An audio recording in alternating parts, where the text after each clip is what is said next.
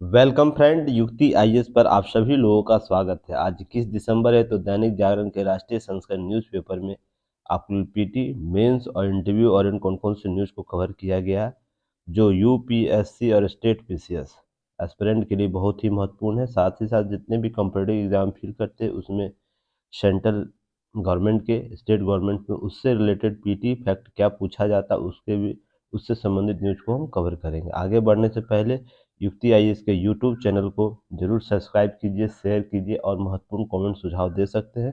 साथ ही साथ जो पीटी फैक्ट पूछा जाता है प्रश्न, उसका उत्तर कमेंट सेक्शन में आप लोग दीजिएगा, लिखने का प्रयास कीजिए। इससे आपका इंटरनल डेवलपमेंट होगा और जिस तरह सिलेबस की डिमांड आपको लगातार बढ़ रही है, बीपीएससी की हो या स्टेट पीसीएस यूपीएससी की हो, तो लेखन क्षमता बहुत ज़रूरी है। तो लेखन क्षमता के लिए आप उन आधारों को उन आधारों पर कार्य करें जिससे आपका इंटरनल डेवलपमेंट होता है। तो इसलिए बहुत ज़रूरी है कि आप लोग जो भी प्रश्न पूछा जा रहा है वो पीटी का हो, मेंस रिलेटेड, आप लोग उसको देने का प्रयास करें ताकि आप इस दिशा में आगे बढ़ सकें। और साथ ही साथ आप लोग ऐप ज़रूर डाउनलोड कीजिएगा युक्ति आईएएस का। गूगल प्ले स्टोर और एप्पल स्टोर दोनों जगह अवेलेबल है। तो ऐप डाउनलोड करिएगा तो बहुत से टेस्ट आपको अवेलेबल होंगे, बाइलिंगुअल हिंदी और इंग्लिश दोनों जगह, बहुत ही लो प्राइस में। आप लोग विजिट करके देखिए।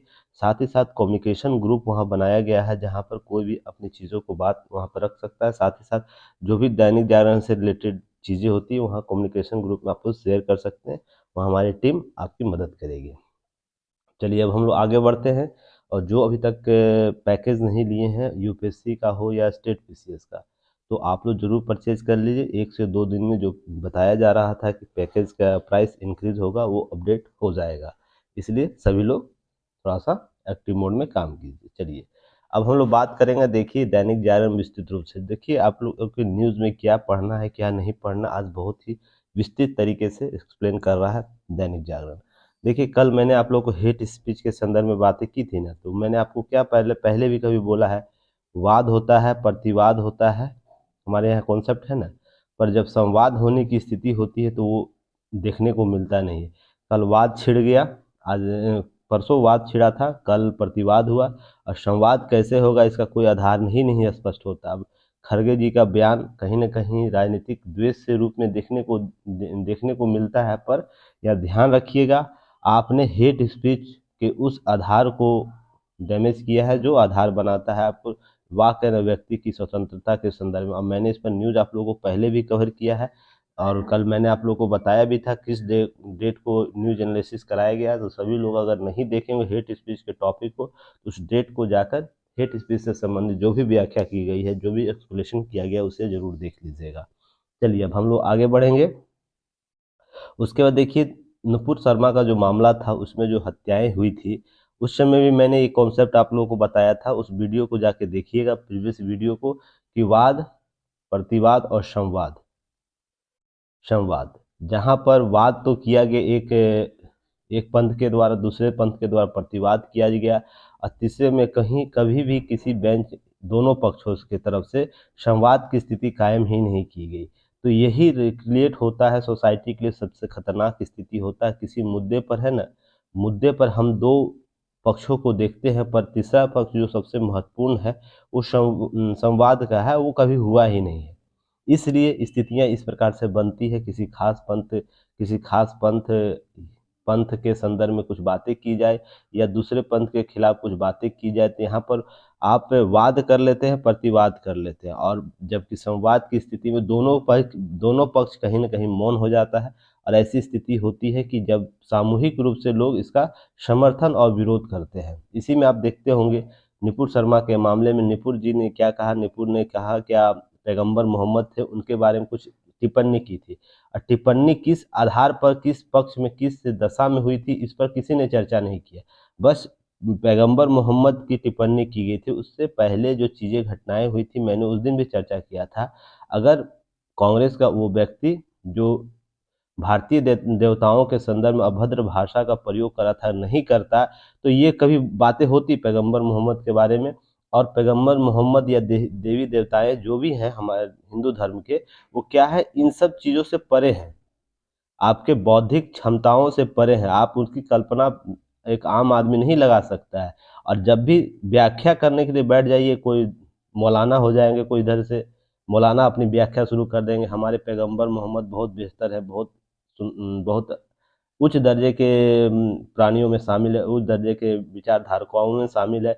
इधर से हिंदू धर्मपंथी के लोग बैठ जाएंगे और अपनी कोटियों के संदर्भ में बात करेंगे कि उच्च कोटि के। देखिए, आप दो दो व्यक्ति है ना, ये मौलाना और ये जो धर्मपंथी है, दोनों है ना अपने विचारधाराओं की सीमा से परे जाकर चीज़ों को प्रमोट करने लगते हैं, जो इनकी ज्ञान सीमा से कहीं दूरों कोसों दूर है।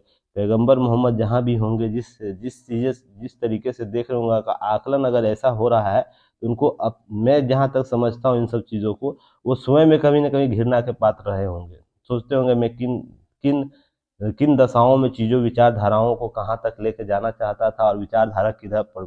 इसी तरह हिंदू धर्म देवताओं में यही विचारधारा, इसकी बौद्धिक और मानसिक जो आधार है, आधार कहीं न कहीं सहभागिता वसुधैव कुटुंबकम के आधार पर है। पर लोग कहाँ से कहाँ चीज़ों को लेकर जा रहे हैं। इसलिए दोनों पक्षों को क्या करना चाहिए, दोनों पक्षों को एक ऐसे मंच पर आके अपने अपने चीज़ों में सुधार करने की मांग की जानी चाहिए, न कि इस बात पर कि तुम्हारा क्या डिमेरिट्स है, मेरा क्या डिमेरिट्स है, उसमें हम गड़े मुर्दे निकालें। ये कभी नहीं होना चाहिए, नहीं तो इसी प्रकार की घटनाएं होंगी। और देखिए, मैंने आप लोग को उस दिन बताए हुए थे, जो 21वीं सदी का अंतिम दौर जो रहेगा, वो क्या रहेगा, मानव के अस्तित्व के संदर्भ में ही सवाल खड़ा करेगा कि मानव किस रूप से एक दूसरे के अस्तित्व का खतरा बन रहे हैं। प्राकृतिक तो है ही, मानव अस्तित्व का ही खतरा बन रहा है। जिस प्रकार से हमारा सोशल मीडिया या तो जो भी हम लोग इस प्रकार के इंटरनेट का दुरुपयोग कर रहे हैं, जहाँ पर Facebook, WhatsApp university, Facebook university, Twitter university जहाँ चल रहा है, जहाँ पर ज्ञान से ज़्यादा ज्ञानी लोग बैठे हुए हैं, वो क्या करेंगे, इस दशा स्थिति को प्रमोट करेंगे। जहाँ पर कोई व्यक्ति विशेष के द्वारा अगर कुछ बातें भी कही जा रही है, उसमें सुधार की बातें की जा रही है, उनको बातों को समझने के बजाय ये क्यों कहा गया उस आधार को देखा जाएगा। तो इसका मतलब ये बातें जब है, तो इसका मतलब आप जो आधुनिक काल में जब बहुत से मुस्लिम विचारक थे जो अपने धर्म पंथ में विचारों में परिवर्तन करना चाहते थे, कुछ सामाजिक मान्यताओं के आधार पर समाज को बदलने का प्रयास करते थे, तो उनकी मौलिकता तो समाप्त कर दे रहे हैं ना। और वो जितने ज्ञानी थे, आज का कोई व्यक्ति विशेष उतना ज्ञानी नहीं होता है, बस यूनिवर्सिटियों में पढ़कर बस डिग्रियां ले लिया करते और वो व्याख्या करते आके खुले मंचों पर। और यही स्थिति होते, उसके बाद इसके जो धर्म लोगों को मानने वाले लोग हैं, कहीं न कहीं भटकाव उसमें उत्पन्न होता और ये स्थिति आपको देखने को मिल रहा है। मैंने उस दिन भी ये बात बोला था, आज भी बोलूँगा और आगे भी ये बात मैं बोलूँगा कि आप जो भी व्यक्ति विशेष इसमें लगे हुए हैं, इस प्रकार की घटनाओं को करने से पहले 10 बार सोचिए कि क्या हम समाज को क्या देना चाह रहे हैं, आने वाले भविष्य को हम क्या देना चाह रहे हैं, भविष्य में क्या हम डिलीवर कर रहे हैं, कि उन विचारधाराओं को हम डिलीवर कर रहे हैं जो अलोकतांत्रिक हो और अबौद्धिकता का पात्र बनता हो। आप वाद हो रहा है, प्रतिवाद हो रहा है, तो सबसे पहले संवाद के कॉन्सेप्ट को डेवलप कीजिए। हाँ भाई, आपने ऐसा किया तो कौन सा आधार था आपका? दोनों तरफ, दोनों पक्षों की बात हो रही है, केवल एक पक्षीय नहीं हो रहा है, दोनों पक्षों की बात। किस आधार पर आप इस बात कह रहे हैं?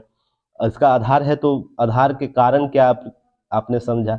बहुत से ऐसे लोग होते हैं, देखिए, व्यूअरशिप के चक्कर में है ना, व्यूअरशिप के चक्कर में अर्थ का अनर्थ कर जाते हैं, है ना? बहुत से आप लोग देखते होंगे।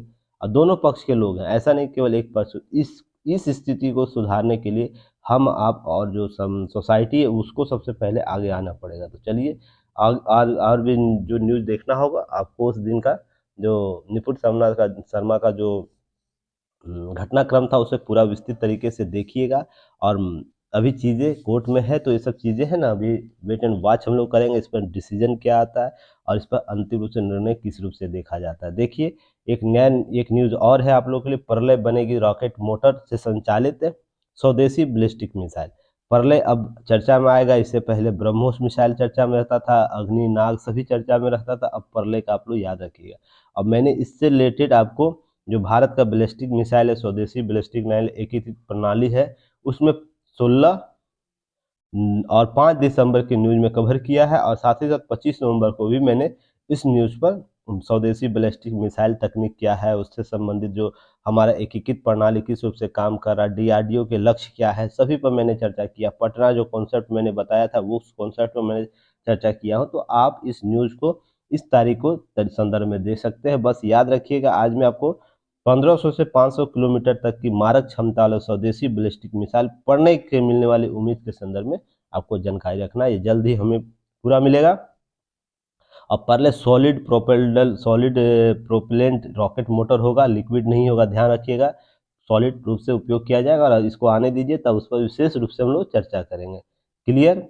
चलिए नेक्स्ट हम लोग बढ़ते हैं। अब बाकी जो न्यूज़ देखना है, एकीकृत प्रणाली क्या है, स्वदेशी मिसाइल टेक्निक क्या है, डीआरडीओ की भूमिका क्या है, डीआरडीओ के लक्ष्य क्या है, पटना कॉन्सेप्ट क्या है। तो इसके लिए आपको 16 और 5 दिसंबर के आपको न्यूज एनालिसिस देखनी चाहिए और 25 नवंबर का भी न्यूज एनालिसिस जरूर देखनी चाहिए। और ये जो परले होगा वो क्या होगा, सतह से सतह पर मार करने वाला मिसाइल होगा। तो इतना पीटी फैक्ट आपको याद रखना है अभी फिलहाल। अब नेक्स्ट हम लोग बात करेंगे, देखिए मोटे अनाज के संदर्भ में बातें हो रही है, तो इससे रिलेटेड आपको 25 नवंबर 2022 को न्यूज़ कवर किया गया था मोटे अनाज का उपयोगिता के संदर्भ में। तो कुछ प्रश्न का उत्तर आप लोग पहले दीजिए। पहला प्रश्न का उत्तर दीजिए, इससे दीजिए परले वाले रॉकेट प्रणाली से पटना कॉन्सेप्ट क्या, मैंने आप लोग को बताया था, PATNA। पटना कॉन्सेप्ट में मैंने आप लोग को क्या बताया था, उसके बारे में आप लोग लिखना है कमेंट सेक्शन में। एक क्वेश्चन ये है। दूसरा, DRDO के वर्तमान अध्यक्ष कौन है। तीसरा क्वेश्चन कि DRDO की स्थापना कब हुई थी, इसके लक्ष्य क्या है, इसके लक्ष्य टारगेट लक्ष्य मैंने बताया था ना, तो इसके लक्ष्य क्या है। आप लोग ये 3 प्रश्न इससे दीजिएगा, बैलिस्टिक में स्वदेशी बैलिस्टिक मिसाइल टेक्निक वाले से। और दूसरा आपको यहाँ से देना है, पहला प्रश्न इसमें लिखिए कि अंतर्राष्ट्रीय जो मोटा अनाज वर्ष घोषित किया गया है उसी के संदर्भ में दशक भी घोषित है। अंतर्राष्ट्रीय मोटा अनाज दशक वो कब से कब तक है, ये प्रश्न। दूसरा, अंतर्राष्ट्रीय मोटा अनाज दिवस किस दिन मनाया जाता है। वर्ष तो हम लोग चर्चा करते हैं, दिवस कब मनाया जाता है, राष्ट्रीय मोटा अनाज दिवस कब मनाया जाता है। और साथ ही साथ जो मिलेट्स प्रोग्राम है वो कब हमारे खाद्य संरक्षण परियोजना जो हमारा डिस्ट्रीब्यूशन सिस्टम है उसमें शामिल किया था। 4 प्रश्न आपको इससे देना है। तो कुल 7 प्रश्न हो गए 2 टॉपिक से। चलिए आप लोग इसका आंसर आप लोग तब तक दीजिएगा, मैं इस पर डिस्कस करता हूँ। देखिए, देश की सबसे बड़ी पंचायत यानी संसद में कृषि मंत्रालय की मेजबानी में विशेष मिलेट लंच घोषित किया आयोजन किया गया। तो ये प्रश्न पीटी फैक्ट के रूप में भी, विशेष मिलेट लंच कहाँ आयोजित किया गया था, तो संसद में किया गया था, जब सत्र चल रहा उस दौरान आयोजन किया गया। इसमें क्या किया गया, जो अंतर्राष्ट्रीय जो वर्ष घोषित किया गया है उसको प्रमोट करने के लिए 2023 अंतर्राष्ट्रीय मिलेट पोषक अनाज वर्ष जो घोषित किया गया उसको प्रमोट करने के लिए ये काम किया गया। और करना भी चाहिए ताकि लोग समझ सके कि मोटे अनाज की उपयोगिता क्या है। और मैंने 25 नवंबर में विस्तृत रूप से मोटे अनाज के संबंधित सभी डायलेमा पर चर्चा कर चुका हूं। तो आप 25 नवंबर का न्यूज़ जरूर देख लीजिएगा। इतना तो आप लोग करना ही होगा, नहीं तो चीज़ें बार बार रिपीट होंगी और जो बहुत से टॉपिक डेली एक टॉपिक नया टॉपिक कवर करना वो नहीं हो पाएगा, इसलिए कोऑपरेट करिएगा। साथ ही साथ एक और भी लक्ष्य निर्धारित करने की बात की जा रही है, जो G20 सम्मेलन होगा ना उसके विभिन्न बैठकों में अतिथियों के लिए भोजन में कम से कम एक व्यंजन मोटे अनाज से देने का लक्ष्य निर्धारित किया गया, अर्थात जिक्र किया गया कि ऐसा होना चाहिए। दूसरा कि आंगनबाड़ी, स्कूल तथा अन्य सरकारी बैठकों के मेन्यू में भी इन अनाजों को शामिल करना चाहिए। तो देखिए, मोटे अनाज को जितना हम लोग बढ़ावा देंगे, 2-3 फायदे आप लोग अभी जान लीजिए। पहला क्या फायदा होगा, एक सेकंड, मोटा अनाज के उपयोग से कि एक पोषक तत्व की समस्या जो है धीरे धीरे समाप्त होगी, क्योंकि मोटे अनाज में सबसे ज़्यादा पौष्टिकता पाई जाती है। दूसरा, खाद्य सामग्रियों में विविधता आएगी। बहुत से भारत क्षेत्र है वो एक खाद्य पद्धतियों पर चलता है। जैसे चावल खाया जाता है तो चावल ही उन क्षेत्र में ज़्यादा इंपॉर्टेंस दिया जाता है। साथ ही साथ गेहूँ जिन क्षेत्रों में खाया जाता है गेहूँ ही दिया जाता है। जहाँ पर मोटे अनाज खाए जाते हैं मोटे अनाज। तो इसलिए डिस्ट्रीब्यूशन बहुत ज़रूरी है खाद्य विविधता में। नहीं तो पोषक तत्व देखिए, किसी क्षेत्र में पोषक तत्व की कमी कारण मुख्य रूप से यही है, खाद्यों में विविधता नहीं है। अगर हम चावल ही खा रहे तो लगातार चावल खाते हैं, गेहूँ खा रहे तो लगातार गेहूँ खाते हैं, अर्थात आटा कहने का मतलब। तो इस प्रकार से है ना, विविधता चाहिए कि इन दोनों के बीच में एक मोटे अनाज का व्यंजन होना चाहिए, जिससे विविधता आए, साथ ही पोषक तत्व रिवलेट हो सके और हम उसका लाभ ले सके। तो ये ज़्यादा इंपॉर्टेंट है, और जो भी अन्य न्यूज़ है 25 नवंबर के न्यूज़ में आप लोग को कवर करना है। चलिए नेक्स्ट हम लोग बात करेंगे। आज नीचे है आप लोग का पीटी मेंस इंटरव्यू टॉपिक, इसलिए कंफ्यूज नहीं होइएगा कि सर अभी तक नहीं आए हैं। देखिए, नक्सली हिंसा में आपको 11 साल में 77% की कमी आई, नित्यानंद राय जी के द्वारा बोला गया है संसद में। ये सब आंकड़े अभी संसद सत्र में जो भी दिए जाते हैं, आप लोग उसको जरूर लिखिएगा, यह बहुत काम देगा आने वाले समय में।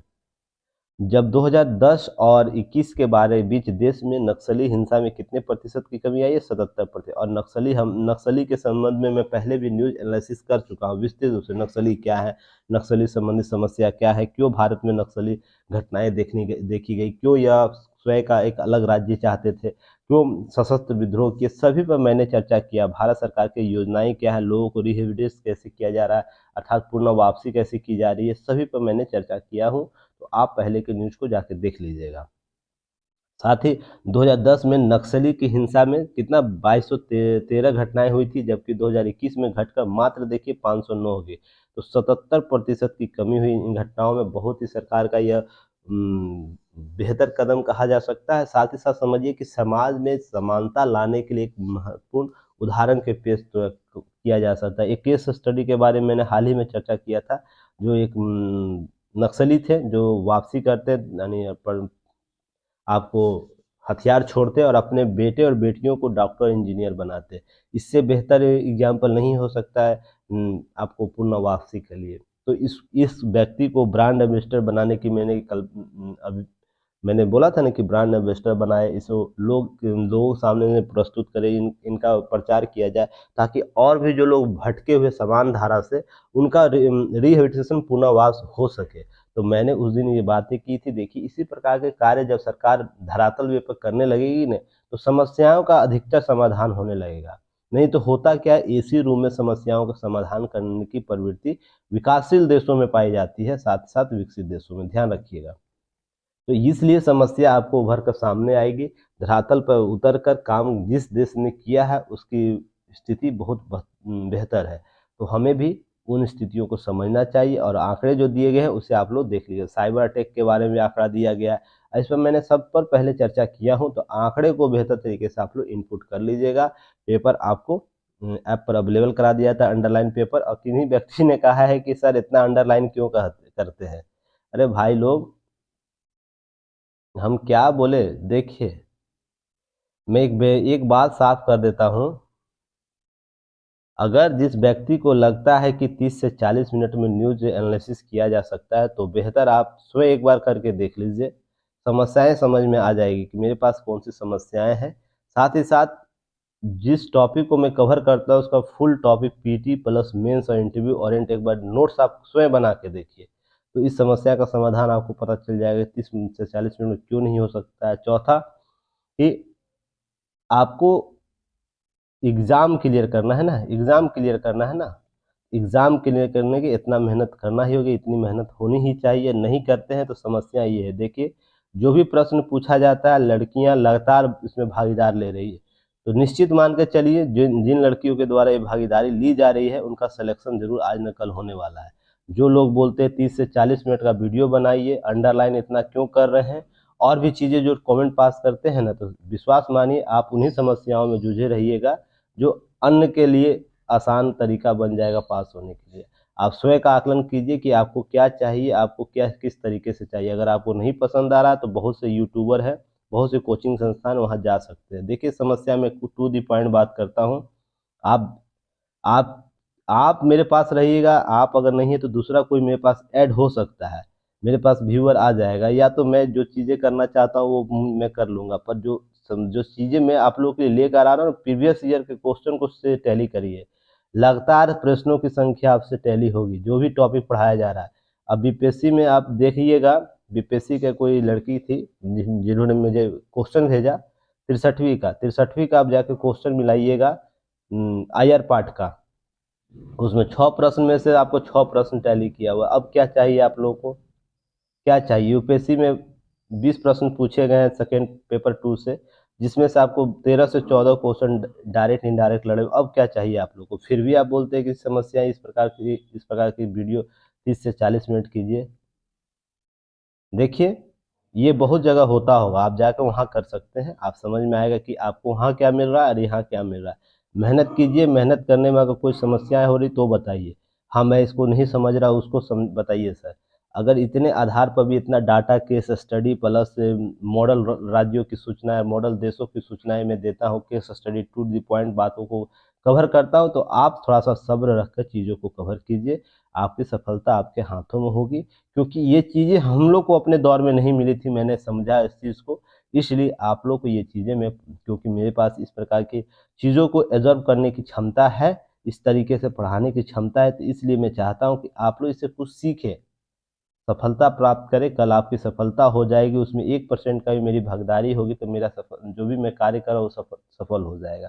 तो किंतु परंतु किए हुए चीज़ों को कीजिए, नहीं अगर कर पाते हैं तो प्लीज़ इस प्लेटफॉर्म से आप लोग दूर रहिए, जो लोग ऐसे विचारधारा के हैं कि उनको परोस कर हर चीज़ दिया जाए फिर भी मेहनत नहीं करना। उस व्यक्ति ने, जो संजीव जी हैं, राजीव जी हैं शायद, राजीव जी हैं, आज तक प्रश्नों का उत्तर उन्होंने नहीं दिया है, और उसके बाद बोलते 30 से 40 मिनट का वीडियो होना चाहिए। आप तो किसी भी आधार पर बोलने लायक की स्थिति में नहीं है। मैं टू द पॉइंट बोल रहा हूँ, किसी का नाम लेके भी बोल रहा हूँ, टू द पॉइंट बोल रहा हूँ। आपने अगर प्रश्न दिया होता, एक दिन भी लिख के दिया रहता, तो आपकी बातों को मैं जायज़ समझता और आपकी इन चीज़ों पर समझने के लिए कुछ विचार भी करता। पर जो लड़कियां, जो लड़के लिख के लगातार भेज रहे हैं, उनका डिमांड यही है कि सर वीडियो आप जितना करते हैं करिए, 1 से 1.5 घंटे 2 घंटे जितना लगता है करिए, पर विस्तृत रूप से जो कर रहे हैं वो आधार होना चाहिए, जिससे मेरा टॉपिक डेली एक से एक टॉपिक पीटी मेंस और इंटरव्यू और पीटी के क्वेश्चन 20 से 25 सॉल्व हो रहे हैं। तो मैं उनकी बातों को मानूंगा ना, आपकी बातों को क्यों मानूंगा? बस समझिएगा यहाँ पे इस चीज़ को, यहाँ पर अनऑफिशियली चीज़ों को मत समझ जाइएगा कि सर ऐसे क्यों बोल रहे हैं, मैं पर्सनली नाम लेके। आप अपने विचारधाराओं में अपने, और आप कहाँ कहाँ जाते हैं मुझे नहीं पता है, किन किन प्लेटफॉर्म पर जाते हैं, हम लोग पास सॉफ्टवेयर होता है जी। आपका एक डिवाइस कहाँ कहाँ यूज हो रहा है, किस किस चीज़ों पर यूज हो रहा है ना, किस किस प्लेटफॉर्म पर, सभी का डाटा हम लोग पास रहता है। तो चीज़ें देखिए, ज़्यादा भटकाव मत रखिए, अगर किसी एक को फॉलो करें फॉलो कीजिए, और उनके आधारों को समझिए। आप कहीं भी फॉलो कर सकते हैं, ज़्यादा 4 जगह एक ही न्यूज़ के लिए 4 जगह भटकिएगा ना, तो बस भटकते रहिएगा, समस्या का समाधान नहीं होगा। बस इतना ही मैं बोलना चाहता हूँ, उन लोगों को भी उसी आधार पर चीज़ें को समझिएगा। चलिए, एक न्यूज़ आप लोग याद रखिएगा, नहीं तो ज़्यादा बात इधर से उधर चली जाएगी। देखिए, यहाँ पर न्यू इंडिया युवा भारत का सपना के संदर्भ में नरेंद्र मोदी जी का विचारधारा बोला गया है, ठीक है। तो इसी तरह आपको अब्दुल कलाम जी का भी विजन 2020 है ना, जैसे इनका भी नरेंद्र मोदी जी का आपको न्यू इंडिया और युवा भारत का सपनों के संदर्भ में बातें की गई है। तो उसमें उनके द्वारा क्या कार्य हुआ है, इसकी प्रगति के लिए जो स्मृति ईरानी जी के द्वारा कुछ शब्दों का उपयोग किया गया है, तो याद रखिएगा। आंसर राइटिंग में अगर कभी भी आपका प्रश्न पूछा इस प्रकार से, युवा भारत, या तो हमारा अगले 30 साल का भारत, 50 साल का भारत, या इस प्रकार से हम किस दिशा में प्रगति कर रहे हैं, उसमें इन शब्दों का उपयोग जरूर करना चाहिए आप लोग को। जैसे 8 वर्ष के जगह पर आप भारत की 5वीं अर्थव्यवस्था यूज कर सकते हैं, या जब तक आप यू लिखेंगे 4 हो सकता है, 3 भी हो सकता है, तो उसको लिख लेना है। साथ में कुछ शब्द, इसको मान लीजिए इस अर्थव्यवस्था तक लाने के लिए क्या क्या काम किया, कौन कौन सी योजना सहयोगी रहा, उस पर आप लोग चर्चा जरूर कीजिएगा। जैसे कि आपको क्या करना है, skill India program, startup India, stand up India, make India program, digital India, Mudra Yojana जैसी योजनाएं जो थी धरातल पर उतारकर प्रधानमंत्री ने युवाओं को सशक्त किया। और इसके देखिए, पॉजिटिव नेगेटिव दोनों इम्पैक्ट है, ऐसा नहीं कि केवल पॉजिटिव ही है, नेगेटिव इसके इम्पैक्ट है। तो आपको मैं क्या बोलता हूँ कि आप एस्पिरेंट है, तो एस्पिरेंट को क्या चाहिए, एस्पिरेंट को उसके पॉजिटिव पॉइंट को ज़्यादा बल देने की जरूरत है। तो आप लोगों को इसके पॉजिटिव पार्ट पर विशेष बल दीजिए, जब तक आपसे नेगेटिव ना पूछा जाए, तो इसके पॉजिटिव पार्ट को बताना है। साथ ही साथ मेक इन इंडिया भारत में नया रूप लाया, और कहीं ना कहीं हम इंफ्रास्ट्रक्चर के संदर्भ में, मैन्युफैक्चरिंग के संदर्भ में चीज़ों को नए इनोवेटिव तरीके से प्रस्तुत कर रहे, तो इसका सबसे बड़ा योगदान मेक इन इंडिया प्रोग्राम में। मुझे है, जहाँ तक मैं एक बार बोला था वीडियो एनालिसिस में, कि जापान टेक्निक को हम लोग जब तक अपने सिस्टम में डेवलप नहीं करेंगे, जापानी टेक्निक को इंफ्रास्ट्रक्चर के संदर्भ में प्लस मैन्युफैक्चरिंग के संदर्भ में, तब तक हम चीज़ों को डेवलप नहीं करेंगे। चीन के टेक्निक को हम जब तक डेवलप नहीं करते अपने संदर्भों में, तब तक हम है ना सशक्त नहीं बन सके। इसके पीछे रीजन मैंने ये बताया था कि चीन और जापान में ऐसी टेक्निक है कि अपने बच्चों को है ना बचपन से ही उसमें निवेश करते हैं।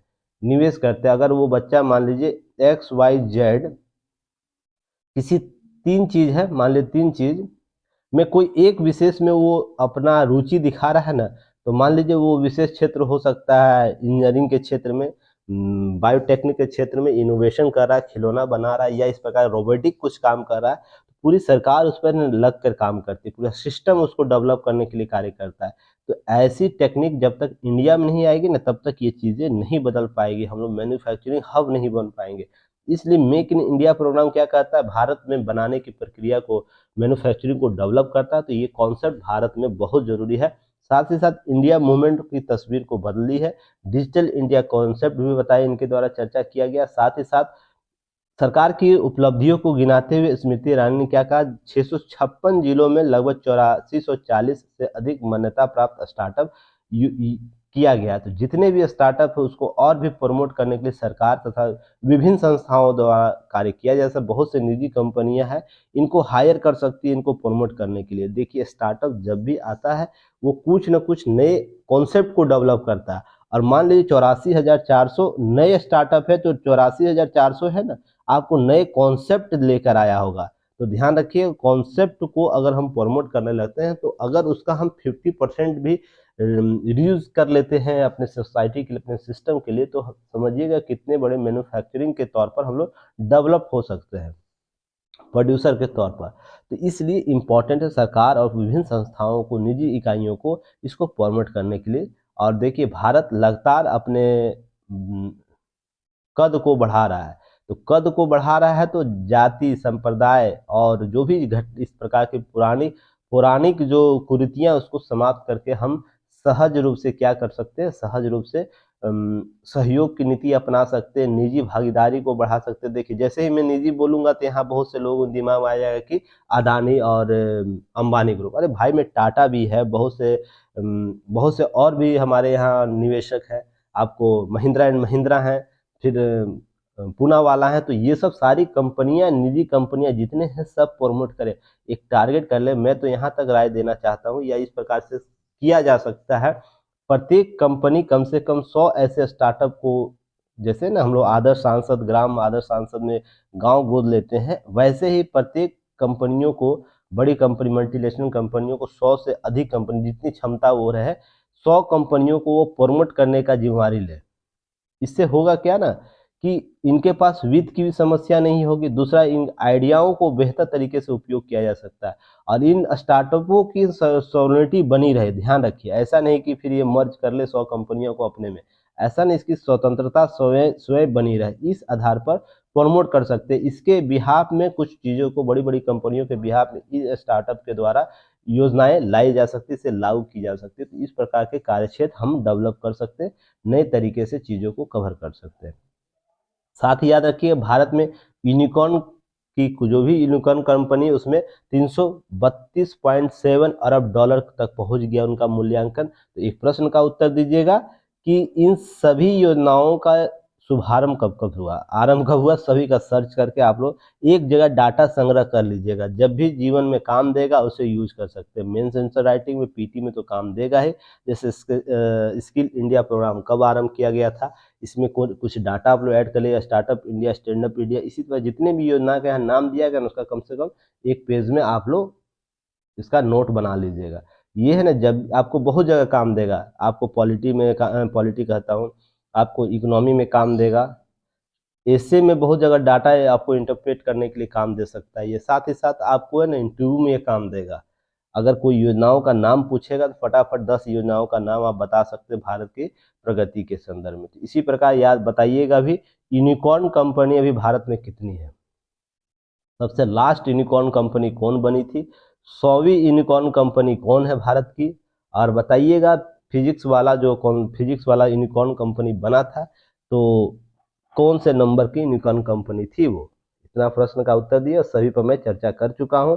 तो बहुत से लोगों की बहुत सी योजनाओं का नाम रखा गया, सभी के लिए डाटा आप लोग को संग्रह करना है।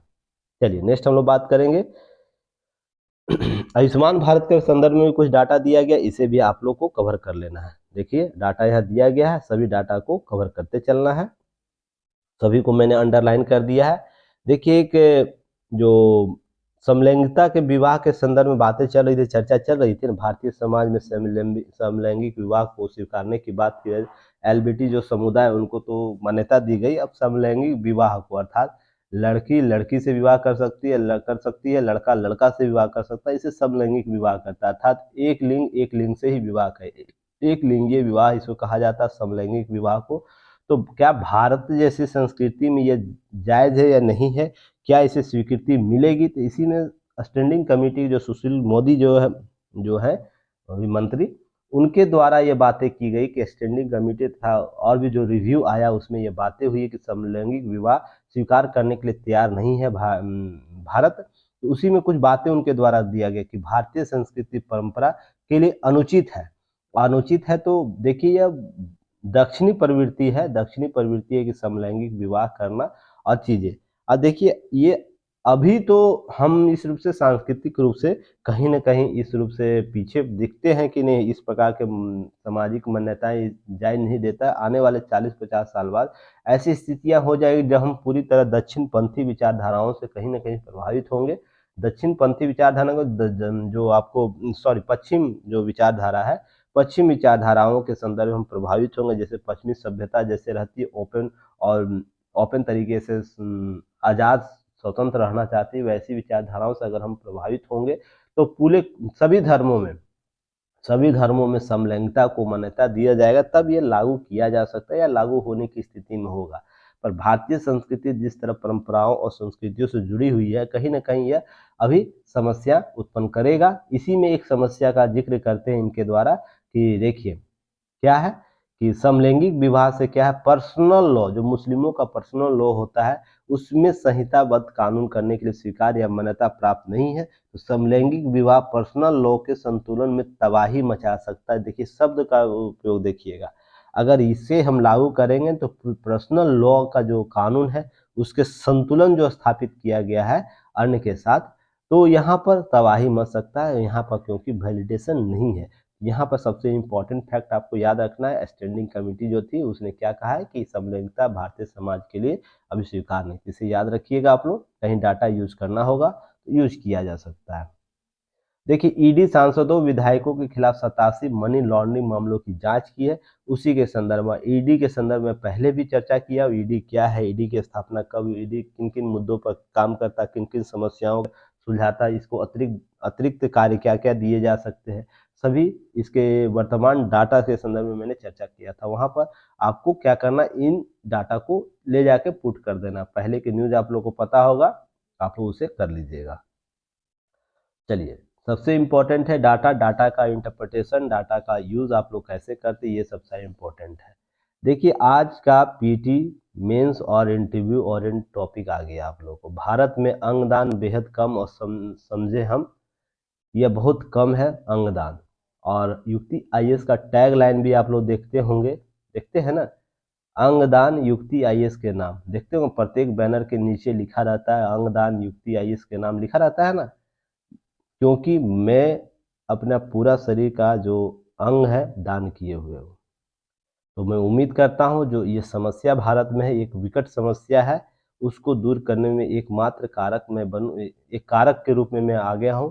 तो इसलिए हम अपने यूट्यूब जो अपना जो युक्ति आईएएस का टैगलाइन है, आपको प्रत्येक बैनर के नीचे आपको यहाँ पर स्लाइड में मिलता होगा, ध्यान दीजिएगा, अंगदान युक्ति आईएएस के नाम, ये टैगलाइन आपको मिलता होगा। ये क्यों है अभी मैं समझाता हूँ, और क्यों होना चाहिए सभी लोगों के लिए, या अंगदान प्राथमिकता के साथ, ये भी मैं आपको समझाता हूँ। चलिए देखिए हाल ही में क्या हुआ है कि एक तो आप लोग लालू यादव का देखे होंगे, लालू यादव जी का अंग प्रत्यारोपण हुआ, उनकी बेटी किडनी दी है, तो अंग प्रत्यारोपण बहुत सुर्खियों में रही थी, रहा यह न्यूज़ सभी लोग जानते हैं। तो ये व्यक्ति विशेष के द्वारा हुआ, उच्च वर्गों में हुआ, तो बहुत बहुत सोशल मीडिया में या तो ऑनलाइन मीडिया में इसका चर्चा परिचर्चा रहा, और यह होना भी चाहिए कि चर्चा परिचर्चा का केंद्र बना रहे। पर इससे इतर कहीं समस्याएं हैं, इसको हमको समझने की जरूरत है। देखिए, पंजाब हरियाणा कोर्ट जो है, उसने हाल ही में दान के लेकर एक बड़ा फैसला सुनाते हुए दो लोगों के बीच किडनी बदलने की अनुमति दी, जिसका आपस में कोई रिश्ता नहीं है। और हमारे यहाँ लो ऐसा है ना कि केवल रिश्तेदार ही अपना अंग प्रत्यारोपण कर सकते, एक दूसरे को ट्रांसफर कर सकते, अगर एक एक कुल के लोग हैं तो। यहाँ पर ब्लड रिलेशन बहुत जरूरी है अंग प्रत्यारोपण के लिए, ये नियम हमारे यहाँ। पर ऐसा पहली बार हुआ है कि किडनी ट्रांसप्लांट के लिए दो अनजान लोगों को ऐसा अवसर दिया गया हरियाणा हाईकोर्ट के द्वारा। यह मानवीय आधार पर दिया गया था। और यह देखिए, ध्यान रखिएगा, अंग दान को लेकर कानून मुताबिक किडनी प्रत्यारोपण के लिए नजदीक रिश्तेदार होना अनिवार्य है, लेकिन मानवीय आधार पर जीवन मूल्य को देखते हुए हाई कोर्ट के न्यायाधीश जो विनोद एस भारद्वाज ने अंबाला निवासी जो था अजय कुमार और एक अन्य की याचिका सुनवाई करते हुए ऐसा फैसला किया। तो उसी के संदर्भ में, और हाल ही में लालू यादव का भी एक मामला आया जिसमें अंगदान हुआ, बहुत चर्चा हुआ है। उसी के संदर्भ में पुनः खुली बहस हो गई कि अंगदान के संदर्भ में स्वास्थ्य विभाग क्या कर रहा है। इसी से संबंधित ये टॉपिक आपको यूपीएससी के जीएस पेपर 2 के स्वास्थ्य एवं जन जागरूकता के टॉपिक से यह न्यूज टैली कर रहा है। और आप लोग क्या करना है, स्टेट पीसीएस वाले यूपीएससी स्टेट पीसीएस अभ्यर्थी जो भी है, ये टॉपिक आप लोगों को सर्च करना है अपने जीएस के पार्ट में और टैली कर लेना है। तो अब हम लोग स्थितियां देखते हैं, क्या स्थिति है। सबसे पहले तो देखते हैं किस स्थिति में किया जा सकता है दान। इसको देखिएगा, यह है कि ब्रेन डेड होने पर शरीर के सारे अंग दान किया जाता है। अगर शरीर ब्रेन डेड हो गया है तो शरीर के सारे अंग जो दान किए जा सकते उसको दान किया जाता है। शरीर के मृत होने पर करीब 6 घंटे के बाद आंखों का दान किया जा सकता है। 6 घंटे तक, याद रखिएगा, 6 घंटे तक आंख हमारा जिंदा रहता है, उसको हम लोग दान कर, उसके कार्निया जिंदा रहते हैं तो वो हम दान कर सकते हैं। गुर्दे, फेफड़े, आंख, यकृत, कार्निया, छोटी आंत, त्वचा की उत्तक, हड्डी को उत्तक और हृदय, बल्ब और सिराएं दान की जा सकती। इनकी जरूरत बनी रहती है। अंगदान उन व्यक्तियों को किया जाता है जिनकी बीमारी अंतिम अवस्था में होती है। ध्यान रखिए, जीवित व्यक्ति भी अंगदान कर सकता है। इसमें जितना आप देख रहे होंगे ना, उस सभी को मैंने डोनेट किया हुआ है। मैं आपको अपना डोनेट कार्ड जो है मैं आपको शेयर करूंगा, देखिएगा। उसमें आपको गुर्दे मिलेंगे, फेफड़े मिलेगा, आंख मिलेगा, यकृत मिलेगा, कार्निया मिलेगा, छोटी आंत मिलेगा, त्वचा के उत्तक मिलेंगे, हड्डी मिलेंगे, हड्डी के उत्तक, हृदय बल्ब, जो बल्ब होता है ना, हृदय में 4 बल्ब होता है, वो भी मैं डोनेट किया हूँ। सिराएं दान किया हूँ। और भी पार्ट होता है जिसको मैंने टोटल अपने शरीर का जो डोनेशन पार्ट है उसको मैंने डोनेट किया। इसलिए युक्ति आयुष का टैग लाइन है, अंगदान युक्ति आयुष के नाम। और मैं आप लोग को अपना जो कार्ड है वो अभी शेयर करूंगा। आप लोग देखिएगा क्या मैं सही बोल रहा हूँ या गलत बोल रहा हूँ। इस पर मैं पहले भी एक बार चर्चा किया था, तो समझिएगा मैं किस स्तर पर जाकर आप लोग के लिए काम कर रहा हूँ, व्यक्तिगत तौर पर मैं क्या हूँ और सामूहिक रूप से मैं क्या दायित्व लेकर चलता। इसलिए मैं हर चीज़ों को ना बेहतर तरीके से समझा सकता हूँ, चीज़ों को दायित्व के साथ बोलता हूँ। ऐसे ही मैं किसी बात को बोल देता हूँ। ध्यान रखिएगा इस चीज़ को, इसकी मार्मिकता को समझिएगा, क्या है, क्या सही नहीं, क्या गलत है। चलिए नेक्स्ट है। और मैं आप लोग से भी आग्रह करता हूँ कि आप यथाशक्ति जितने भी मेरे स्टूडेंट हैं दान करना सीखिए। शरीर नश्वर है, शरीर का कोई उपयोग नहीं है मरने के बाद। कम से कम इतना उपयोगी बना के जरूर जाइए कि समाज में कुछ ऐसे लोग हैं जिनको ज़रूरत है, उनके लिए आप उपयोगी हो सके। और ये सबसे बड़ा दान होता है।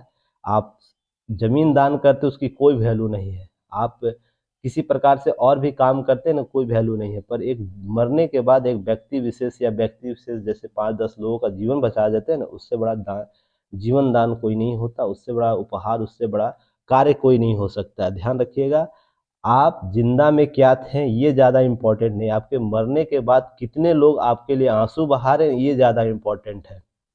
आप अभी हंस रहे हैं, आप बर्थडे मनाते हैं, तो बहुत से लोग आपके संदर्भ में बर्थडे मनाने आ जाएंगे, आपकी हंसी में शामिल होने आ जाएंगे, अभी जिंदा है तो। पर ये ज़्यादा इम्पोर्टेंट है, ज़्यादा इम्पोर्टेंट यह है कि आपके 4 कंधों के पीछे कितने लोग, कितने हुजूम पीछे चल रहे हैं आंसू बहा के, ये ज़्यादा इम्पोर्टेंट है। वो कोई भी धर्म से हो, कोई भी पंथ से हो, कोई भी विचारधारा से हो, आपके 4 कंधे के पीछे कितने लोगों का समूह और कितने लोगों की आंसुएं आपके साथ चल रही, ये ओरिजिनलिटी है, यही सत्य है। अगर आप ये करने में सफल हो जाते हैं तो आप जीवन में कभी असफल नहीं हो जाइएगा। आईएएस बनना या यूपीएससी क्रैक करना, पीसीएस क्रैक करना एक कारक हो सकता है सफलता का, सफलता का एकमात्र कारक नहीं है, इसे समझिएगा। इसलिए इंसान सबसे पहले बेहतर बनिए। सब ठीक ना, सभी लोग जितने लोग हमारे पास है, हमारे चैनल पर पढ़ते हैं, मैं उनसे अनुरोध करता हूँ, सफलता आपको मिले या ना मिले उससे बेहतर पहले सफलता आपको इंसान बनने के लिए प्राप्त करना चाहिए। इंसान बनिए, इंसान की मार्मिकता को समझिए। आज अपने कार्य और व्यवहार में उस तरह का परिवर्तन लाए कि देखिए सामने कोई भी समस्या किसी के विपरीत, उसका आकलन आपने इंसानियत के तौर पर कीजिएगा, और यही ओरिजिनल डेवलपमेंट है। बाकी चीज़ें हवा हवाई है। आप लाख रुपया कमा लीजिए, लाख रुपया ऐसे आएगा और जाएगा। चलिए नेक्स्ट हम बात करेंगे। अब देखिए यहाँ पर कितने दान हुए हैं, अंगदान। इसको देखिएगा, वर्ष 2021 में देश में 12,387 अंगदान हुए हैं। यह देखिएगा, उसमें सबसे ज़्यादा अंगदान पिछले 5 सालों में हुआ है, जिसमें सबसे ज़्यादा 12,746 अंगदान 2019 में हुए। ये आंकड़े आपको दिए जा रहे हैं, ये सब आंकड़े आप लोग रखिएगा याद आंकड़ा, क्योंकि अभी मैं आप लोग को साथ ही साथ देखिए 15 राज्यों में ही हो रहा अंगदान, जिसमें पश्चिम और दक्षिण के 15 राज्यों में ही हो रहा है। जैसे दिल्ली में ही के साथ साथ गुजरात, महाराष्ट्र, दक्षिणी राज्य, तेलंगाना, तमिलनाडु, कर्नाटक अंगदान। यूपी बिहार का तो अता पता ही नहीं है, और यूपी बिहार के लोग थोड़ा सा एक्टिव होइए अब आप लोग।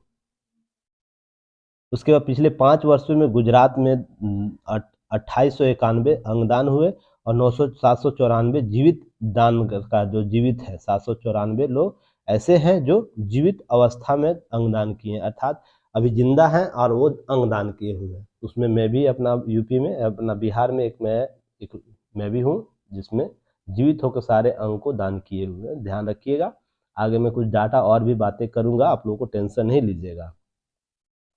दूसरे देश में बहुत पीछे भारत है अंगदान, जिसमें 10 लाख में भारत की आबादी में केवल 0.52% क्या है लोग औसतन दान करते हैं, जबकि यही प्रति 10 लाख आबादी में 49.6 लोग, स्पेन में, क्रोएशिया में 35%, अमेरिका में 27 लोग हैं ना अंगदान करते। तो रेशियो देखिए, भारत की दूसरा सबसे बड़ा आबादी वाला है, जल्द ही हम लोग प्रथम देश ऐसे होंगे, सबसे बड़ी आबादी होगी जहाँ पर 0.52 लोग हैं ना दान करते प्रति 10 लाख में। तो ये आंकड़ा कहीं ना कहीं चिंताजनक है, और भी चीज़ें, और क्यों चिंताजनक है इस पर भी मैं आगे चर्चा करूंगा। स्पेन में होते हैं खास समन्वयक, होते हैं डोनेट करने के लिए, लोग सिस्टम के साथ काम करते हैं, ये आपको पेपर में दिया गया है, ठीक है। अब हम लोग बात करेंगे इससे रिलेटेड आपको जो फैक्ट है उस पर। तो की नोट्स देखिए, अंगदान से तात्पर्य सबसे पहले समझिएगा क्या होता है, इसको पहले जानना जरूरी है। तो अंगदान ऐसी प्रक्रिया जिसमें किसी व्यक्ति जीवित या मृत दोनों को समझिएगा, स्वस्थ अंगों या ऊतकों को लेकर किसी अन्य जरूरतमंद लोगों के लिए शरीर में प्रत्यारोपित करना या उसे देना अंगदान कहलाता है, ताकि उसका उपयोग किया जा सके। प्रत्यारोपित होने वाले अंगों में दोनों गुर्दे, किडनी जो कहलाते हैं, यकृत, लीवर, हृदय, फेफड़े, आंत, अग्नाशय शामिल होते हैं, और भी पार्ट जो मैंने यहाँ पर आपको चर्चा किया हो ना, वो सारे पार्ट आपको शामिल होते हैं। यहाँ पर मैंने जो आप लोग को चर्चा किया हो, देखिए यहाँ पर है ना, ये सारे पार्ट आपको यहाँ पर, ताकि मैं सभी का नाम नहीं लिखा हूँ, नहीं तो लंबा हो जाता है, यहाँ भी डिस्कस करना पड़ता है बेवजह। तो यहाँ पर जितने अंग आपको देख रहे होंगे, सारे अंग और प्लस यहाँ पर जो मैंने लिखा है, सभी को मिलकर लिख लीजिएगा। कर्निया, त्वचा, हृदय, बल्ब, कार्टिलेज, हड्डियाँ, वेल्स आदि पड़ते हो। यहाँ तक कि स्किन भी डोनेट होता है, मैंने अपना स्किन भी डोनेट किया हूँ। आप लोग देखिएगा कि जब कार्ड मैं सेंड करूँगा ना, तो आप लोग देखिएगा उसमें जो जो चीज़ें लिखी उस पर टिक लगा होगा, और देखिएगा उस पर क्रॉस का निशान ऐसे किया रहता है, तो उसे देखिएगा आप लोग कि उस पर स्किन भी लिखा होगा। तो मेरी स्किन भी डोनेट है, मेरा शरीर का जो स्किन है वो भी डोनेट किया हुआ है। तो सोच सकते हैं मैं किस लेवल पर जाकर डोनेशन किया हूँ, और ये बहुत ज़रूरी भी है, क्योंकि लोगों को समझाने और जागरूकता फैलाने के लिए बहुत ज़रूरी होता है। और मैं एक राज्य के एसेट के रूप में हूँ, ध्यान रखिएगा, राज्य के एसेट के रूप में मैं जाना जाता हूँ, क्योंकि मैं इस प्रकार से कार्यों को किया हूँ। तो यहाँ पर साथ ही साथ कौन कर सकता है अंगदान, इसे याद रखिएगा। जीवित व्यक्ति के लिए अंगदान समय न्यूनतम 18 वर्ष होना अनिवार्य है। 18 वर्ष से नीचे के व्यक्ति अंगदान नहीं कर सकते, जीवित जो व्यक्ति है, ठीक ना। मरे हुए व्यक्ति जो मृत हो जाते हैं उसका अंगदान आप कर सकते हैं। बहुत से बच्चों ने अंगदान किया था ना, उसका परिवार। आप 5 महीने का एक बच्चा को देखे होंगे एग्जाम्पल में, आपको 2 साल का एक बच्चे का देखे होंगे कि उस बच्चे ने अंगदान उसका परिवार किया था। तो समझ सकते हैं मृत व्यक्ति के लिए कोई आयु सीमा नहीं है, तो वो किसी भी उम्र का होगा, उसका मृत्यु होने के बाद उसका अंगदान किया जा सकता है। पर जीवित व्यक्ति अगर कोई कर रहा है तो उसके लिए 18 वर्ष होना जरूरी है। तो आपको यहाँ से प्रश्न जरूर पूछ सकता है। नोट याद रखिएगा, अधिकांश अंगों में प्रत्यारोपण के लिए निर्णायक कार्य व्यक्ति की शारीरिक स्थिति होती है, उसकी आयु नहीं। यहाँ पर आपको चीज समझना होगा, शारीरिक स्थिति उसकी कैसी, उसकी आपको कितनी क्षमताओं, बीमारियों से लड़ने की क्षमता उसमें है, इस आधार पर उसकी अंग प्रत्यारोपण किया जाता है, न कि उसकी आयु के संदर्भ में। अब नेक्स्ट है, जीवित अंगदाता द्वारा एक किडनी, अग्नाशय और यकृत कुछ ही हिस्से दान किए जा सकते हैं। जो डबल एक्सल में होता है ना पार्ट, उसमें एक ही आप दान कर सकते हैं। ऐसा नहीं कि दोनों किडनी दान कर दीजिएगा, बेचारा कहानी खत्म हो जाएगा। अब अग्नाशय का ही कुछ पार्ट हम लोग दोनों करते हैं, यकृत का भी कुछ हम लोग दान कर सकते हैं। पूरा हम इसका सिस्टम जो जीवन रक्षक के लिए जरूरी है एक शरीर के लिए, ऐसा नहीं हो कि कोई ऐसा दान कर दे और आत्महत्या करने वाली स्थिति में वो आ जाए। अतः एक प्रकार का ये न्यूनतम सुसाइड की प्रवृत्ति आ जाएगी ना, कि चलो हम मेरा दोनों किडनी डोनेट कर लो, ले लो। तो भाई ले लेगा तो तुम कैसे जीवित रहोगे, इसलिए दोनों किडनी नहीं दिया जा सकता। थोड़ा सा समझिएगा इसको। जीवित जो दान करता होगा, तो ऐसी आपको यहाँ से पूछा जा सकता है, ऐसी कौन सी स्थितियां जहाँ पर जीवित अन्नदाता जानबूझकर सुसाइड की प्रवृत्ति की ओर बढ़ता है। तो यही 3 जो पार्ट है ना, अगर डोनेट कर देगा तो जीवित होने पर इसका अधिकांश भाग दे देगा, तो क्या होगा, उसकी सुसाइड की ओर, ये सोची समझी हुई सुसाइड की स्थिति कही जाएगी। और ये कहीं ना कहीं इस पर अंकुश लगाने का प्रयास किया जाता है, इसलिए कि एक पार्ट को लेना है, या अग्नाशय और यकृत के कुछ पार्ट को लेना है। डन, यहाँ तक समझ गए? नहीं तो इंडिया है, बहुत सी चीज़ें हैं यहाँ पर, बहुत से विश्व में लोग अपने विचारधारा के संदर्भ में प्रभावित है, वो कुछ और भी कर सकते हैं इससे, इसलिए ध्यान रखना है। अब कार्निया, हृदय बल्ब, हड्डी, त्वचा जैसी ऊतक प्राकृतिक मृत्यु के पश्चात दान किया जा सकता है।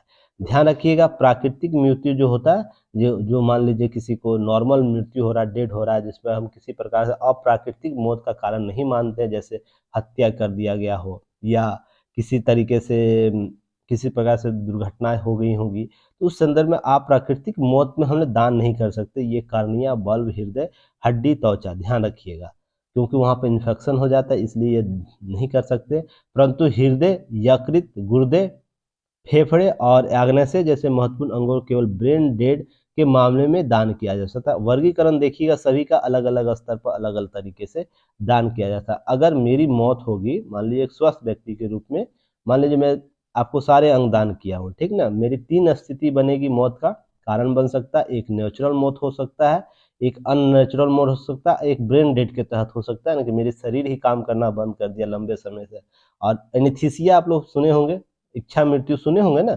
इच्छा मृत्यु के संदर्भ जब आएगा, उस समय मेरे शरीर का अंग अलग अलग तरीके से डोनेट किया जा सकता है, तो वही बताया गया। तो ये आप लोग याद रखिएगा, यानी जो इच्छा मृत्यु का कॉन्सेप्ट भी आपको अंगदान से जोड़ के देखता है। तो आप लोग जो इच्छा मृत्यु के संदर्भ में बातें करते हैं, तो उसका एक ही डायलेमा आप लोग एक्सप्लेन करते हैं, उसमें अंगदान वाला कॉन्सेप्ट यूज करते ही नहीं है, क्योंकि किन्हीं को पता ही नहीं है। आप अंगदान किए रहिएगा तब ना पता रहेगा ये सब चीजें, या कोई आपको समझाएगा कि हम किसी व्यक्ति की मृत्यु के बाद 3 ही स्थितियां बनती है, एक नेचुरल, एक अननेचुरल और एक ब्रेन डेड वाली स्थिति। तो तीनों स्थिति मेरे शरीर का जो अंगदान किया हुआ पार्ट, वो इसी आधार पर डोनेट किया जा सकता है, और ये आधार आपको जिस तरह मैं बताया हूँ उसी आधार पर होगा, इसे आप लोग समझिएगा। इसके बाद कार्डियक डेथ, अर्थात किसी प्रकार का या प्राकृतिक रूप से मरने वाले समान नेत्र कार्निया दान कर दिया जाता है। तो किसी प्रकार के कार्डियक डेथ, हार्ट अटैक, इस प्रकार के प्राकृतिक मौत होता है, तो उसके बाद हम लोग नेत्रदान भी कर सकते हैं। तो इसे आप लोग समझिएगा। अब राष्ट्रीय अंग और उत्तक प्रत्यारोपण संगठन को समझिएगा। अंगदान के कौन कौन से पार्ट को हम लोग दान कर सकते हैं, वो तो समझ गए। अब है कि इसको मॉडरेट कौन करेगा, इसको कौन सा संगठन काम करेगा, इसको प्रक्रियाओं को अपनाने के लिए। तो देखिए, राष्ट्रीय अंग जो है, उत्तक प्रवर्धन संगठन, स्वास्थ्य सेवा निदेशालय और स्वास्थ्य परिवार कल्याण मंत्रालय और भारत सरकार के अधीन स्थापित एक राष्ट्रीय स्तर का संगठन कार्य करता है इसके तहत। तो ध्यान रखिएगा, इसमें राष्ट्रीय मानव अंग और उत्तक निष्कासन और भंडारण, राष्ट्रीय बायोमेटेरियल केंद्र 2 प्रभाग है जो इस प्रकार से काम करती है, अंग प्रत्यारोपण के संदर्भ में अपना सारा गाइडलाइंस यूज करती है। इसी में ध्यान रखिएगा, एक क्वेश्चन का आंसर आप लोग दीजिए कि राष्ट्रीय अंग प्रत्यारोपण संगठन का मुख्यालय कहाँ है, राष्ट्रीय स्वास्थ्य सेवा निदेशालय कहाँ है, स्वास्थ्य परिवार कल्याण मंत्रालय का भी मंत्री कौन है, साथ ही साथ और ये आप बताइएगा निदेशालय और मंत्रालय में क्या अंतर है, निदेशालय और संगठन में क्या अंतर। मैंने इस पर पहले भी चर्चा किया हूँ, इसलिए प्रश्न पूछ रहा हूँ। आप लोगों को निदेशालय के बारे में चर्चा किया था ना, याद होगा। संगठन और निदेशालय क्या होता है और संगठन मंत्रालय के बीच अंतर क्या होता है, आप लोग थोड़ा सा आंसर दीजिएगा। चलिए नेक्स्ट हम लोग थोड़ा सा 1 सेकेंड होल्ड कीजिएगा। चलिए नेक्स्ट हम लोग बात करेंगे, यह देश के अंगों और उत्तकों के खरीद के नेटवर्क के साथ साथ अंगों के उत्तकों के दान प्रत्यारोपण के पंजीकरण सहयोगी जैसी अखिल भारतीय गतिविधियों के लिए सर्वोच्च केंद्रीय तौर पर कार्य करता है। तो समझ गए। इसके बाद खरीद नेटवर्क जो उत्तकों का होता है उसको रोकने के लिए उससे संबंधित गतिविधि पर नजर रखने के साथ साथ यह जितने प्रकार के अंग प्रत्यारोपण से संबंधित जो भी कार्य गतिविधि हो उस पर काम करेगा। अब भारत में अंग प्रत्यारोपण को बढ़ावा देने के लिए सरकार के प्रयास क्या है, तो पहला तो याद रखिएगा मानव अंग प्रत्यारोपण अधिनियम 1994 को। यह क्या करता है, गलत प्रवृत्तियों से नियंत्रित करने के लिए सरकार द्वारा वर्ष 1994 में मानव अंग प्रत्यारोपण अधिनियम को लागू किया गया। अंग प्रत्यारोपण गलत प्रवृत्ति अर्थात इंटरनेशनल मार्केट में आप याद रखिएगा, हमारे शरीर का इंटरनेशनल मार्केट में वैल्यू आपको पता है 25 से 40 करोड़ के आसपास है। अगर गरीब स्वयं को समझते हैं तो आज से समझ लीजिए स्वयं को अमीर, क्योंकि आप मरिएगा आपके शरीर का वैल्यू कम से कम 25 से 40 करोड़ रुपया आपको इंटरनेशनल मार्केट में, और यह न्यूनतम है, ध्यान रखिएगा न्यूनतम है। अगर आपके शरीर का डिमांड ज़्यादा होगा, मान लीजिए किसी को किडनी अगर ज़्यादा इमरजेंसी में चाहिए और भी पार्ट इमरजेंसी चाहिए, तो ये कम से कम आपको 60 से 70 करोड़ या 1 अरब तक पहुंच सकता है, जैसा डिमांड आपको दिया जाता है। तो ये याद रखिएगा, आप अरबपति से ना काम करते हुए अरबपति कहलाते हैं। तो इंटरनेशनल मार्केट में इसी गलत प्रवृत्तियों के चलते भारत से या तो अन्य देशों गरीब देशों से अंग डोनेट लेकर जाया जाता था, इसे बेचा जाता था। अमीर अमीर लोग अपना जो किसी का किडनी खराब हो गया, किसी का कुछ खराब हो गया, उसे डोनेट किया जाता था, उसको यूज करते थे और उसके बदले में गरीब लोगों को कुछ पैसे दिए जाते थे। तो ये गलत तरीका हुआ करता था अंगदान का, अंग प्रत्यारोपण का। इसी को मेंटेन करने के लिए, इसे रोकने के लिए वर्ष 1994 में क्या लाया गया, एक अधिनियम लाया गया। इस अधिनियम का मुख्य उद्देश्य क्या था, चिकित्सीय प्रयोजनों के लिए मानव अंगों का निष्कासन, भंडारण और प्रत्यारोपण जैसे विनियमित करना, केवल चिकित्सीय प्रयोजन के लिए। मान लीजिए आप डॉक्टर लोग होंगे, उनको प्रैक्टिस करने के लिए कि मुर्दे शरीर की जरूरत है ना, तो शरीर भी डोनेट किया जाता है। और आपको मैं ये भी बता दूं, अपना मैं शरीर मेडिकल ट्रीटमेंट के लिए डोनेट किया हुआ है कि लोग इस पर सीख सके। मेरा शरीर अगर मेरी मृत्यु होती है तो मेरे परिवार घर के लोग मेरे शरीर को, सशरीर को मेडिकल हॉस्पिटल है वहाँ डोनेट करेंगे, वहाँ दे देंगे, ताकि मेरे शरीर पर लोग कुछ डॉक्टर रिसर्च करके वो अपनी पढ़ाई कर सके। तो ये भी आपको किया जा सकता है पर चिकित्सीय प्रयोजन के लिए। इसलिए मैं एक राज्य का एसेट हूँ, समझिएगा आप आज के बाद। इसलिए जो बातें मैं बोलता हूँ ना, इतनी जवाबदेही और तत्काल के साथ बोलता हूँ, तो इसे समझिएगा। कुछ कुछ बातें आपके जीवन में ऐसी होती है ना, उस घटनाओं के बाद आपके पास मोह माया और संसारिक जो है, संसारिक चीज़ें जो आपके साथ चलती हैं उससे आप परे हो जाते हैं। इसलिए मैं, कभी आप लोग को लगता होगा, कुछ लोग विशेष मुझसे बात करते हैं उनको समझ में आता होगा मैं किन बातों को गंभीरता से क्यों बोलता हूँ। आज समझ लीजिए, मैंने तो जब मेरी मृत्यु हो जाएगी तो उस समय मेरे शरीर सारे अंग दान तो किए ही किए जाएंगे, साथ ही साथ मेरे जो शरीर के पार्ट हैं, मेरा पूरा शरीर मेडिकल हॉस्पिटल में जाएगा, जहाँ पर कुछ डॉक्टर जो होते हैं जो रिसर्च करते हैं मुर्दे लाश पर अपना पढ़ाई के लिए, जैसे कैसे अंग काटा जाता है, कैसे उस पर रिसर्च होता है, उस पर मेरे शरीर पर, जैसे आपको अरुण जेटली की माँ का जो मेडिकल कैंप में दिया गया था, आप लोग पढ़े होंगे न्यूज़ में, वैसे ही मेरा भी शरीर जाएगा किसी मेडिकल कॉलेज, जो नज़दीकी मेडिकल कॉलेज होगा वहाँ पर। मेरे शरीर पर सारे डॉक्टर लोग 19-20 करेंगे, मरने के बाद मैं ऊपर से फिर देखूंगा क्या क्या लोग करते हैं। चलिए ठीक है। इसी के तहत इस अधिनियम के किसी गैर संबंधी माता पिता, सगे भाई बहन, पति पत्नी के अलावा अंग प्रत्यारोपण गैर कानूनी घोषित किया गया। ध्यान रखिएगा, गैर कानूनी घोषित क्या किया गया है। इसके अलावा अगर कोई व्यक्ति विशेष कर रहा था, इस एक्ट के तहत 1994 के एक्ट के तहत क्या किया गया, गैर कानूनी घोषित किया गया। और इसके बाद वर्ष 1999 में इस अधिनियम में संशोधन कर चाचा चाची, मौसा मौसी, बुआ आदि को भी शामिल किया गया। पूरा परिवार को शामिल किया गया था। ब्लड सर्कुलेशन, ब्लड रिलेशनशिप को डेवलप किया गया। और 2011 के बाद भावनात्मक लगाए जाने वाले संबंधों की मान्यता दी गई। तो ध्यान रखिए, पहले ब्लड सर्कुलेशन था, ब्लड रिलेशनशिप था, उसके बाद भावनात्मक, जैसे मौसा मौसी, चाचा चाची होते हैं ना, भावनात्मक होते हैं ना, माँ की बहन मौसी कहलाएगी। इसी तरह मौसी का हस्बैंड मौसा कहलाएगा ना। इसी तरह चाचा चाची, तो याद रखिए भावनात्मक लगाव है ना, तो इसको भी वर्ष 2011 में जोड़ दिया गया। तो इस तरह देखते हैं एक परिवार कुनबा को भी दिया जाने लगा, हम दे सकते हैं।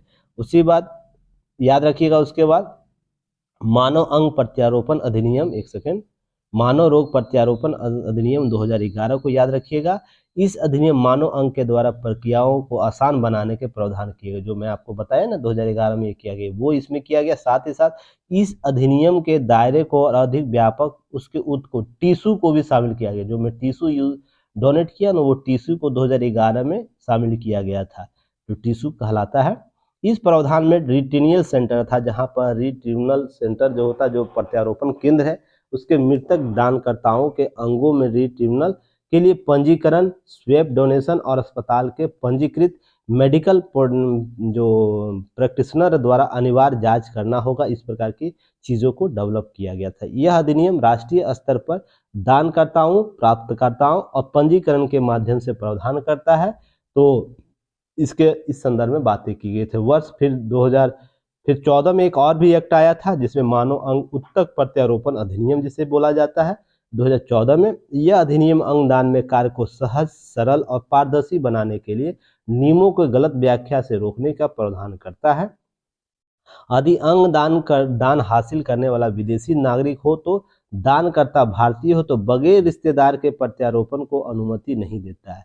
अगर कोई विदेशी है, ठीक ना, तो वो केवल तभी ले सकता है, भारत से अंगदान प्राप्त कर सकता है, जब वो भारतीय रिलेशनशिप में डेवलपमेंट हो। जो मैंने आप लोग खून का और भावनात्मक रूप से जो बोला ना, वो होना चाहिए, तभी हम किसी विदेशी को दे सकते हैं। फिर भी हम अभी अगर धरातल वे पर देखा जाए तो ब्लैक मार्केटिंग होता है, ठीक ना। बहुत से अस्पताल इस प्रकार के प्रक्रियाओं में संतलिप्त है, और जिनको पकड़ा जाता है तो उनको लाइसेंस रद्द किया जाता है। बहुत सी प्रक्रियाएं आगे हम लोग बात करेंगे। संबंध के निर्णय, उसके बाद जब प्रस्तावित अंग है दान करता है, अंग प्राप्तकर्ता करीबी संबंध न हो तो प्राविधिक समितियों या यह मूल्यांकन करेगी कि अंग दानकर्ता अंग प्राप्तकर्ता के बीच किसी तरह का व्यवसायिक लेन देन तो नहीं है। मान लीजिए अब इस प्रकार के घर एक नियम बनाता है जो विदेशी नहीं ले सकता, तो मान लीजिए किसी विदेशी को बहुत ही जरूरी है, ठीक ना, मान लीजिए कोई 10 साल का बच्चा, 5 साल का बच्चा को अंग चाहिए, ये अभी जीवन की शुरुआत ही कर रहा है और भारत में अंग है, इस बच्चे को दिया जा सकता है। तो केवल इस कंडीशन के आधार पर, जहाँ पर रिश्तेदार होना चाहिए, भावनात्मक से जुड़ा होना चाहिए, उस आधार पर इस बच्चे को नहीं मिलेगा ना। तो इसके लिए क्या एक विकल्प लाया गया, एक विकल्प यह लाया गया कि अगर ऐसा कोई है ऐसी स्थिति में, तो उसके लिए एक प्राधिकरण का गठित होगा, प्राधिकरण समिति गठित होगी। वह निर्णय लेगा कि इस प्रकार के चीज़ों में हम डोनेट कर सकते हैं, पर इसका व्यवसायिकरण नहीं, अर्थात किसी प्रकार के पैसे की लेन देन नहीं हो रहा होगा।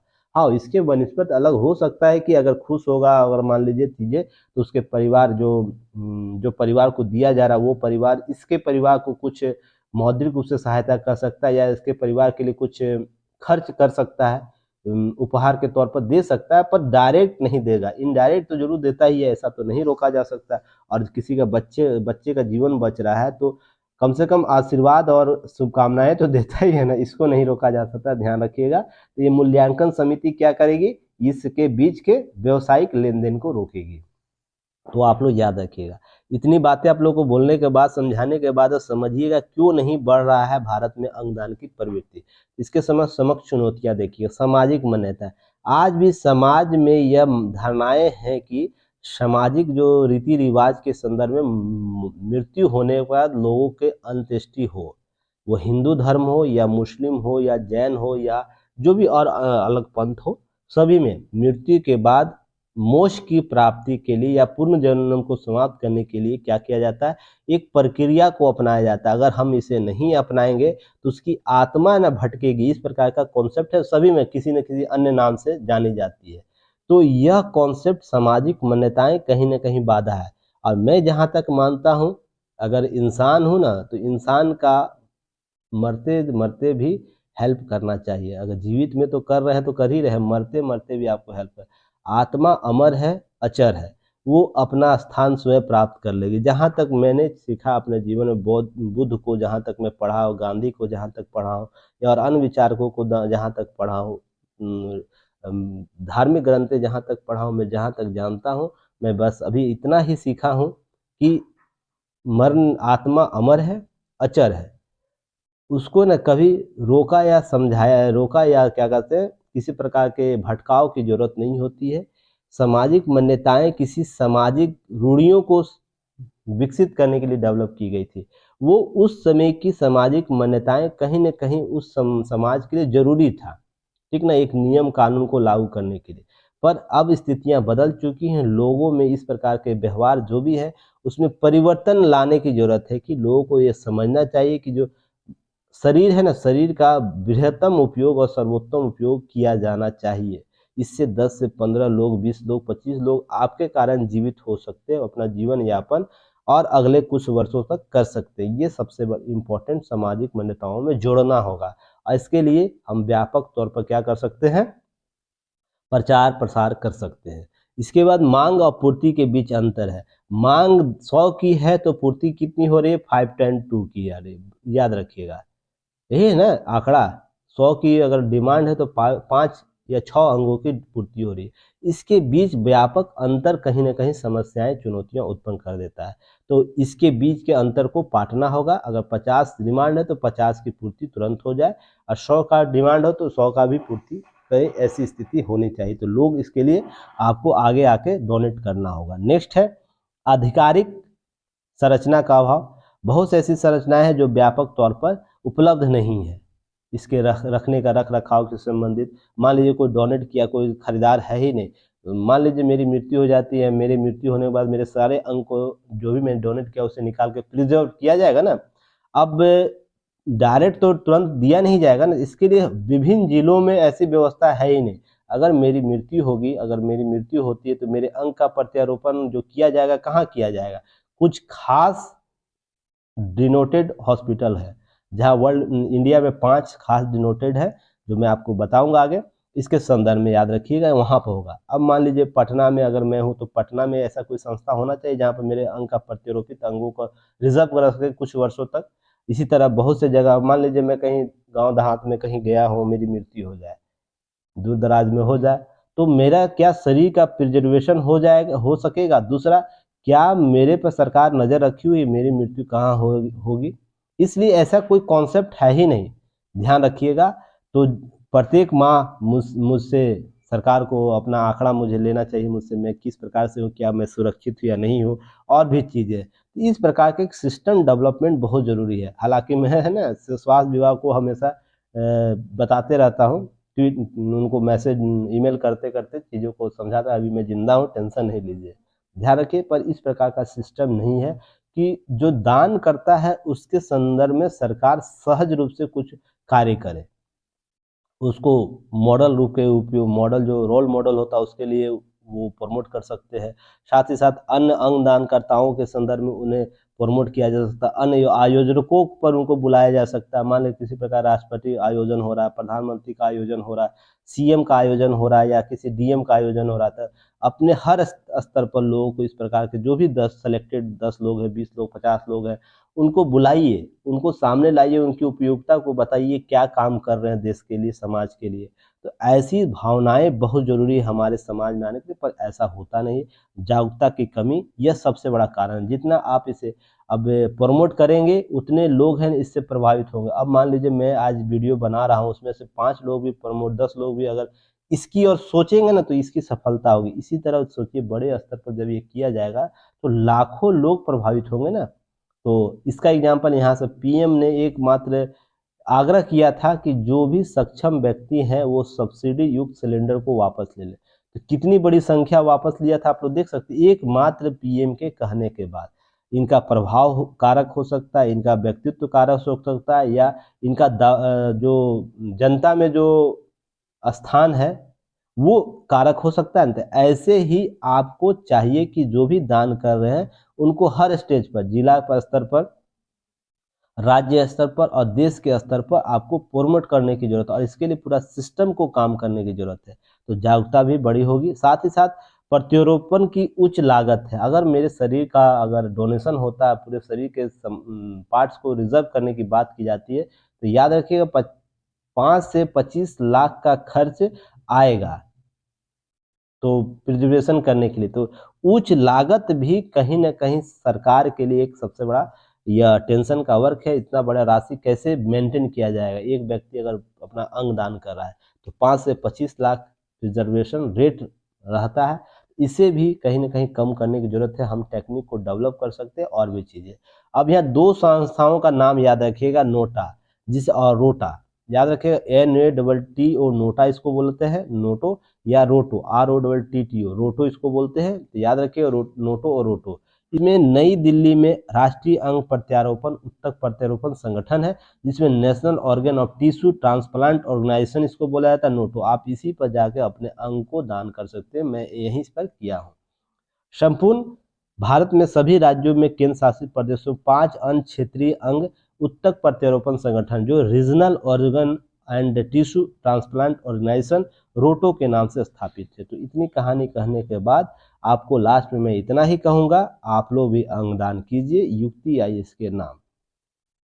आज संकल्प लीजिए आप लोग कि आप लोग अपने शरीर का बृहत्तम प्रयोग करके जाएंगे, किसी जीवित व्यक्ति को एक नया जीवन दान देकर जाएंगे अपने मरने के बाद। देखिए, किसी अंग के कारण कोई व्यक्ति अगर मर जा रहा है तो इससे बड़ी समस्या भारत के लिए नहीं हो सकती, विश्व के लिए नहीं हो सकती है।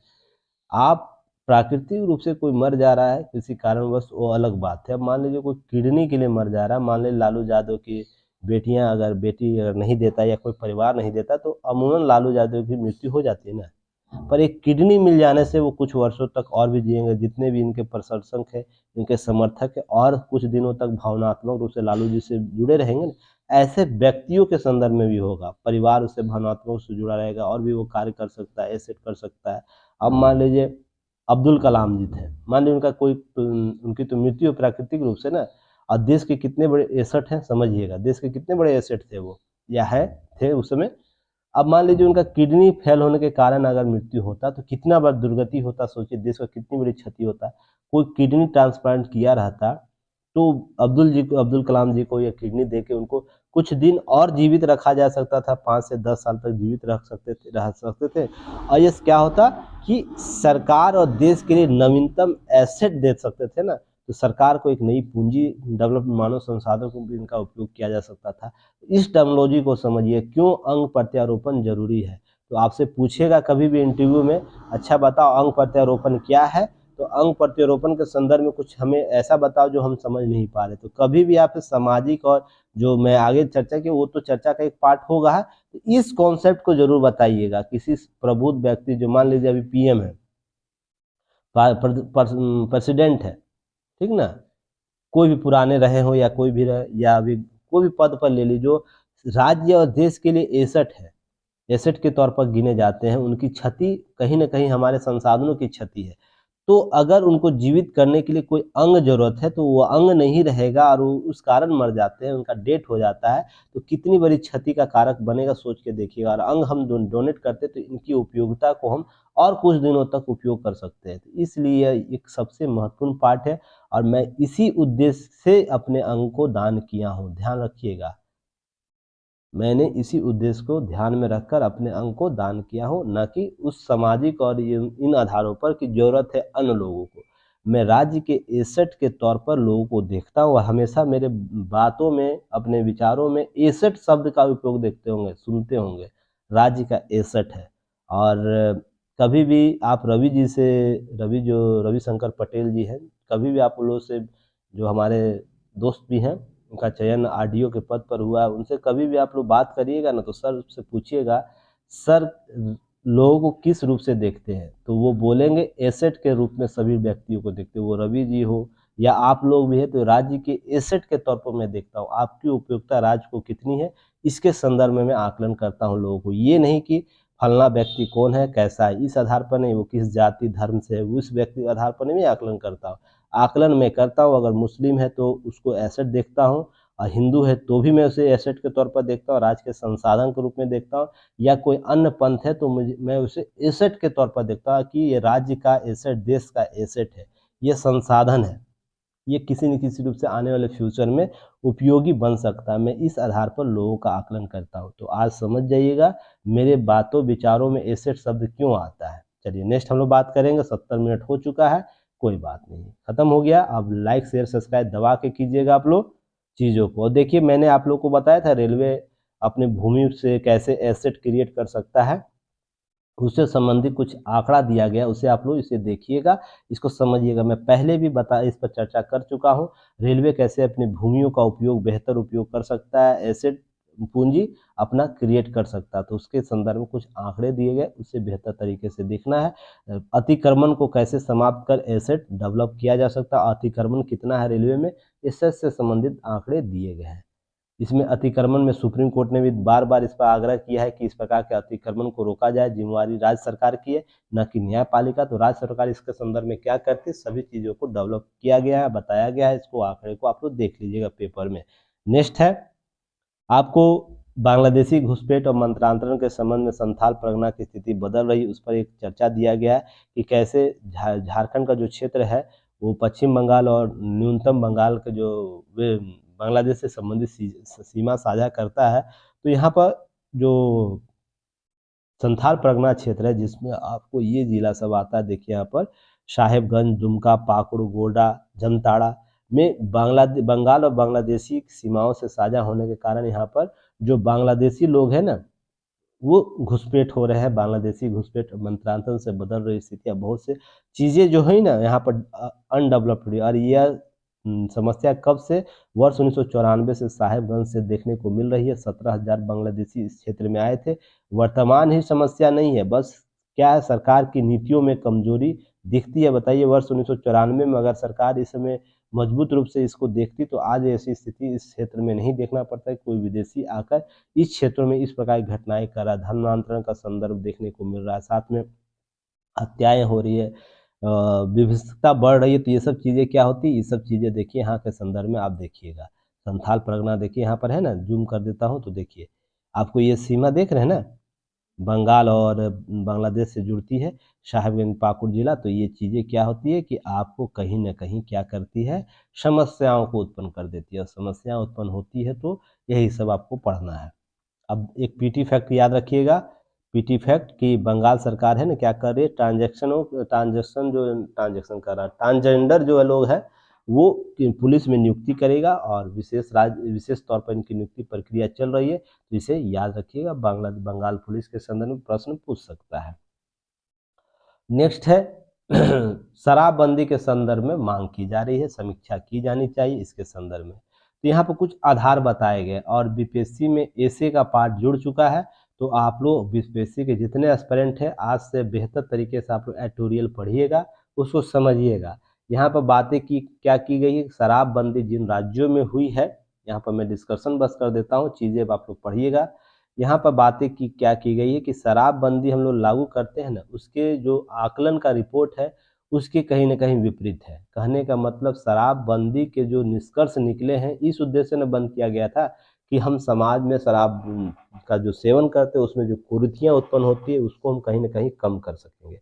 पर इसका कहीं ना कहीं विपरीत स्थिति देखने को मिला, और भी स्थितियाँ बदतर हुई हैं, और भी जो माफिया वर्ग है वो बढ़ा है। साथ में जो अवैध शराब का जो जखीरा है उसका बढ़ा है। साथ में इस प्रकार की मृत्यु जो लगातार बिहार में आपको देखने को मिलती है, उस प्रकार की घटनाएं अन्य राज्यों में भी देखने। और हाल ही में मैंने आप लोगों को अन्य राज्यों के संदर्भ में आंकड़ा बताया था ना, पेपर में आया था। तो अन्य राज्यों यूपी में, फिर मध्य प्रदेश में, हरियाणा, पंजाब, दिल्ली, सभी जगह अवैध शराब के संदर्भ में जो दूषित शराब उसके सेवन से कितने लोग मरे हैं, उससे आंकड़े को आपको यहाँ पर पुट कर देना है।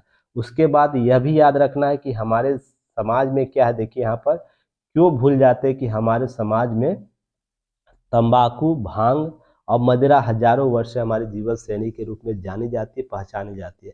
ऐसा कोई व्यक्ति विशेष आपको अपने जीवन शैली में नहीं मिलेगा जो इस प्रकार की चीज़ों को नहीं करता है। हालाँकि कुछ वर्ग ऐसे हैं जो नहीं करते हैं शुरू से, पर अधिकतर लोग तो करते ही हैं। तो इस समस्या को समझने की ज़रूरत है। हम लोग सांस्कृतिक शिक्षा जागरूकता को बढ़ाने की ज़रूरत है। इसी संदर्भ में कुछ बातें की गई है। तो इस चीज़ को समझिएगा कि आवश्यकता कहाँ है? आवश्यकता है निर्णयन में है। आवश्यकता बदलाव कहाँ है? देखिएगा, बदलाव निर्णयन में है। निर्णयन हम कर रहे हैं गलत तरीके से, उसका इम्प्लीमेंटेशन गलत तरीके से हो रहा है और इसके व्यापक एक अर्थीय समझ लिए हम नशा को, या समाज में कुरीतियों के लिए नशा को ही एक तरफीय समझ लिए। मान लीजिए बहुत से बच्चे हैं ना, सॉल्यूशन को सूंघ के चलते, देखते हो रेलवे स्टेशन पर, बस स्टैंड पर आप देखते होंगे, या तो अपने आसपास क्षेत्र देखते हो, कुछ बच्चे सॉल्यूशन, जो टायर जोड़ने वाला जो क्रीम होता है, लिक्विड होता है, जो गम होता है, उसको है ना लेकर नाक में सूंघते हैं, उससे नशा होता है। आप शराब बंद कर दीजिएगा तो अन्य विकल्प आपको देखने को मिल जाएगा शराब शराब नशा के लिए। तो ये कहीं ना कहीं और भी खतरनाक है। तो इसको कैसे रोकेगा? तो राज्य को क्या चाहिए? जो भी सामान बिक रहा उसको मॉनिटरिंग के लिए बेहतर तरीका होना चाहिए। अगर शराबबंदी आप कर भी रहे हैं तो क्या आपके पास बेहतर मॉनिटरिंग सिस्टम होनी चाहिए। तो हम उन पूर्ववर्ती विचारधाराओं से प्रभावित है, विचार सिस्टम से, जहाँ पे चोर ही पुलिस ही चोर है, ऐसा कॉन्सेप्ट आप सुनते होंगे ना। ये कहीं ना कहीं छिपी हुई बात नहीं है।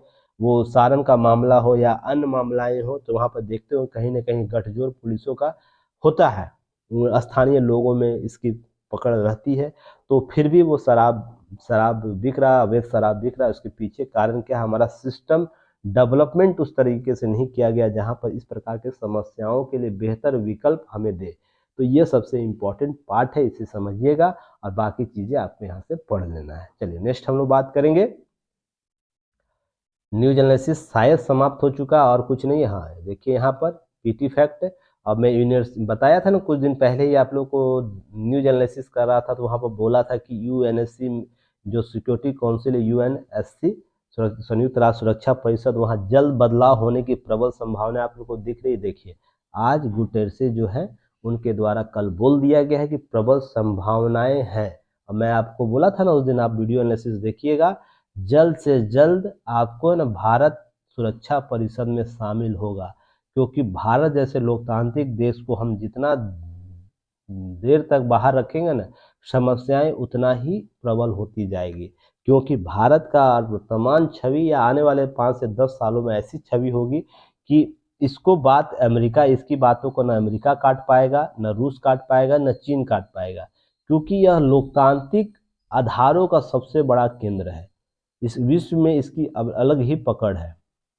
तो यहाँ पर ध्यान रखिएगा, वो मुस्लिम कंट्री हो या अन्य यूरोपियन विकसित कंट्री हो, सभी जगह है ना भारत की पकड़ बेहतर तरीके से लोकतांत्रिक स्वरूप में है। तो ध्यान रखिएगा, ये सब चीज़ें समझने वाली है कि क्यों डिमांड हो रहा है। मैंने उस दिन बताया भी था डिमांड का कारण क्यों है, भारत क्यों सुरक्षा परिषद में भारत को क्यों शामिल करना चाहिए। उस वीडियो एनालिसिस को आप लोग देखिएगा तो समझ में आ जाएगा कि मैंने उस दिन आपको भविष्यवाणी भी उस दिन किया था। कुछ वक्त वेट कीजिए, आपके कुछ वर्षों में ही आपका क्या कहते हैं, भारत यूएन सिक्योरिटी काउंसिल में शामिल हो जाएगा। क्योंकि भारत को जितनी ज़रूरत नहीं है ना यूएन सिक्योरिटी काउंसिल में शामिल होने का, उससे कहीं ज़्यादा ज़रूरत है अभी सुरक्षा परिषद में भारत को शामिल करना। इसलिए इस कॉन्सेप्ट को समझिएगा। ये प्रश्न भी आपको पूछा जा सकता है आने वाले एग्जाम में। ध्यान रखिएगा, इसको स्टार रख के आप लोग यूज़ कीजिएगा कि सुरक्षा परिषद को, भारत को सुरक्षा परिषद को जितनी आवश्यकता नहीं है उससे कहीं अधिक सुरक्षा परिषद को भारत की आवश्यकता है। इस कॉन्सेप्ट से प्रश्न आपको पूछ सकता है। तो सारे डायलेमा को मैं पहले कवर कर चुका हूँ, उससे आप लोग देखिएगा। अब यहाँ पर पीटी फैक्ट के रूप में देखिएगा, एक एम्पायर मैगजीन है, एम्पायर ही ना, एम्पायर मैगजीन है, सॉरी एम्पायर मैगजीन। उसमें 50 महानतम अभिनेताओं में आपको शाहरुख खान जी को शामिल किया गया। अकेले कलाकार ऐसे हैं जिनको शामिल किया गया। और किन कृति इनकी फिल्मों में शामिल किया उसे याद रखिएगा। हॉलीवुड स्टार जो है इसमें टॉम हैंक्स भी शामिल है, माल बेडो, रॉबर्ट डी न्यूरो और डेंजल वाशिंगटन जैसे दिग्गज अभिनेत्री इसमें शामिल है। यहाँ पर ध्यान रखिएगा किन किरदारों के लिए इनको महानतम अभिनयों में शामिल किया गया। एक सेकंड, उनका याद रखिएगा, जिसमें आपको क्या नाम याद रखना है, किरदार, देवदास के लिए किरदार जो मुखर्जी नगर था, सभी लोग कौन डायलॉग सबसे फेमस है इसका, देवदास का, पारो वाला कौन था ना, बापूजी ने बोला शराब छोड़ दो, माँ ने बोला शराब छोड़ दो, अब तुम बोल रही हो शराब छोड़ दो, ये कुछ है ना ऐसा, मुझे याद नहीं, आप लोग बताइएगा, डायलॉग को लिखिएगा, ये सब डायलॉग बहुत इंपॉर्टेंट है। उसी तरह रिजवान खान जो my name is the Khan में रिजवान खान का एक कॉन्सेप्ट था, वो भी आपको इस किरदार के लिए, साथ में स्वदेश फिल्म मोहन भार्गव जो थे किरदार के लिए, इनको 3 किरदारों के लिए इनको नामित किया गया, तो इसे आप लोग ध्यान में रखना है, ये चीज़ें इंपॉर्टेंट है। साथ में आप लोग को याद रखना है, जैव विविधता के संदर्भ में कल मैंने विस्तृत रूप से चर्चा किया है, वहाँ पर ही टारगेट के संदर्भ में कुछ चर्चाएं की गई है, इसको आप लोग को देख लेना, कल विस्तृत रूप से जैव विविधता के संदर्भ में। और हाँ, कल पीडीएफ आप लोग का अपलोड हो चुका है राष्ट्रपति से संदर्भित भी, और जो कल का Dainik Jagran current affair series है उससे भी रिलेटेड, और पहले का जो बचा हुआ 2 से लेकर 19 तक वो मैं एक साथ ही अपलोड कर दूंगा, बस टॉपिक उस पर पेपर कटिंग नहीं करूंगा, क्योंकि चीज़ें लंबी हो चुकी है, अब मैं रेगुलर हो चुका हूँ, तो इसलिए कोशिश करूंगा 2 से 3 पार्ट में 3 तारीख से लेकर 19 तारीख के बीच का जो दैनिक जागरण न्यूज़ का टॉपिक को मैं कवर कर दूँ, उससे रिलेटेड पिक्चर स्लाइड को दे दूँ, ताकि आप लोग उसको कवर कर लीजिएगा। तो कल के न्यूज़ से इसको ऐड करके देख लेना, बाकी अब कुछ नहीं है, बाकी हम अर्जेंटीना की जीत पर हम भी खुश हैं, बाकी देश को भी खुश होना चाहिए। चलिए कल फिर हम लोग मिलते हैं नए न्यूज एनालिसिस के साथ, तब तक के लिए आप लोग को युक्ति आईएएस का चैनल सब्सक्राइब कर देना, यूट्यूब चैनल को, साथ ही साथ ऐप जरूर डाउनलोड कीजिए, ऐप पर डाउनलोड करके ऐप को देखिए क्या आप लोग को दिया जा रहा है, क्या कम्युनिकेशन ग्रुप में क्या आता है, किस रूप से प्रश्न शेयर किए जाते हैं, और क्वेश्चन जो लिख कर एक व्यक्ति भेज रहे हैं, आप लोग भी प्रयास कीजिए, सभी लोग भेजिएगा, नहीं लिख पाते हैं तो क्या कीजिएगा, पीडीएफ में लिख कर भी आप लोग कॉपी पेन पर लिख कर उसे भेजिएगा। अब पीडीएफ देखिए क्या करना, आप लोग को 4-5 पीडीएफ पेज का पीडीएफ बना के भेज देते हैं अलग अलग, एक ही में मर्ज करके भेजिए सभी लोग, ताकि ज़्यादा चीज़ें है ना हो, बाकी चीज़ें आप लोग समझदार हैं। चलिए फिर कल मिलते हैं, धन्यवाद, जय हिंद।